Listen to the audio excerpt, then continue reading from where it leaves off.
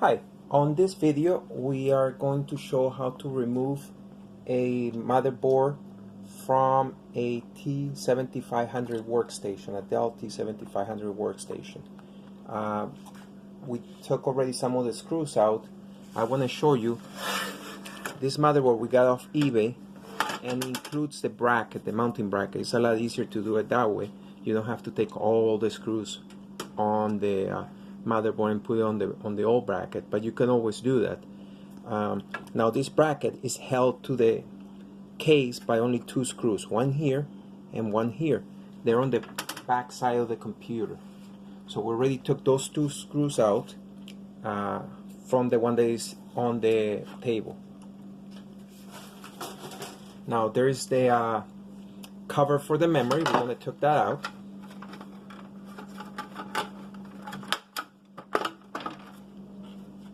This is out. And then the fan assembly is held by two screws. We already took those out, but I'm going to show you where they were. One here and the other one here. When you remove them, then just move the fan assembly, give a little more room, and then you can unplug the fans. There's two fans and they have a little clip at one end that you have to push in to be able to release it.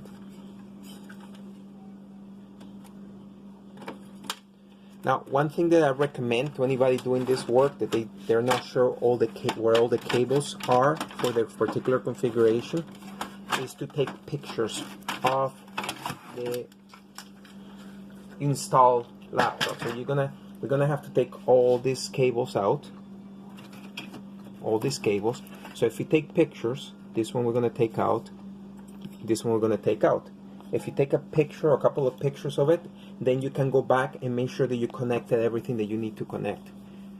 First thing I'm gonna take out is this one here, which is for the USBs in the back. Okay, and I'm gonna take this one out, secondary power. Set it aside, and this is for the second processor, so this one is gonna be set aside as well. Disconnect the fan down here, and then I'm gonna go along and disconnect the hard drives, SATA cables, the power, primary power for the motherboard. It has a clip that you push back. You got some more hard drive cables.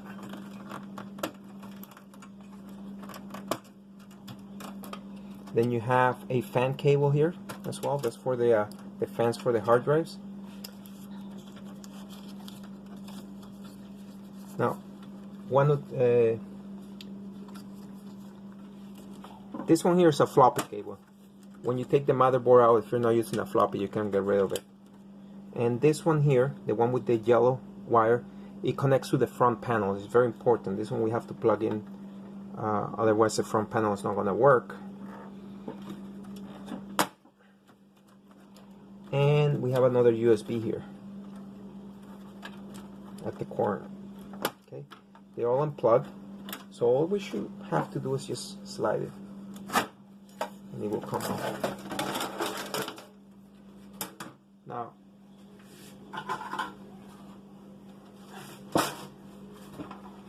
gonna have to do a couple of things, of course.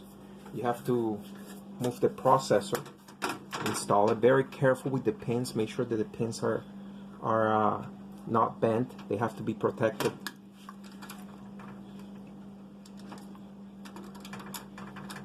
You would put the processor, look at the processor, and there's a couple of spots where there's are pinouts where the processor will have the correct orientation after you put it in. Flip the cover and lock it in place. Now this heatsink,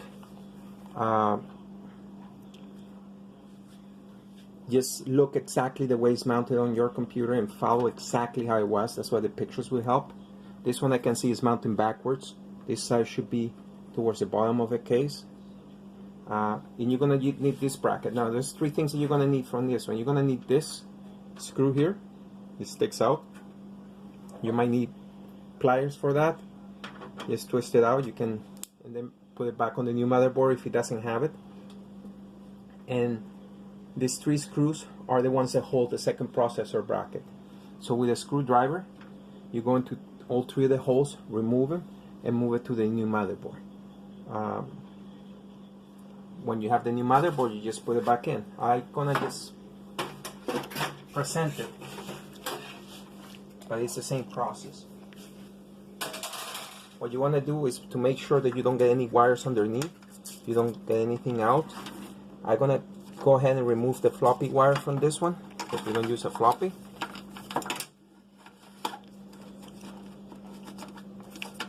Let's get rid of this one, the floppy wire.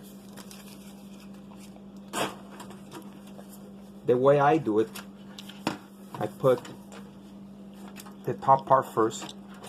Just gonna make sure that I don't get any of the wires underneath. I want to make sure nothing gets underneath. Then carefully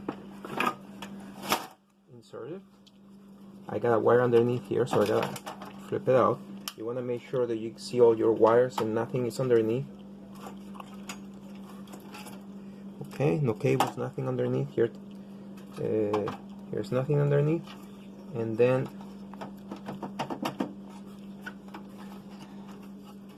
set it, center it, and push it into place. And what you would do is tighten the screws at the back to have it in place and connect everything back. That's about it.